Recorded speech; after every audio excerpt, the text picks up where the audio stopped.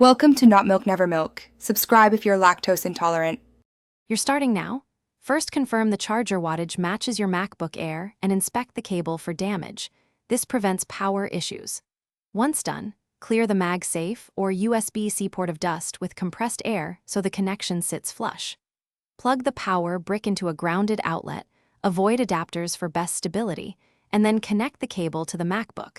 You'll notice the LED or on-screen indicator showing charging status, which reassures proper contact and power flow. Once the charger is connected, check system settings under battery to confirm the percentage and health. This helps you understand charge behavior. Make sure optimized battery charging is enabled if you keep the Mac on the same schedule, because it reduces wear by delaying full charge when unnecessary. While charging, avoid running intense apps like rendering or gaming for the first cycle.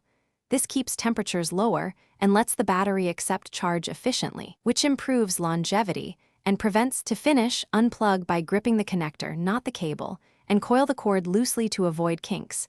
This preserves the wiring. If charging fails, first try a different outlet and a different known good charger or cable, because connectors or adapters commonly fail. Next, reboot your Mac and reset the SMC or power management unit if applicable. These steps solve most communication errors. If the problem persists, seek Apple or authorized service so they can test battery and board safely.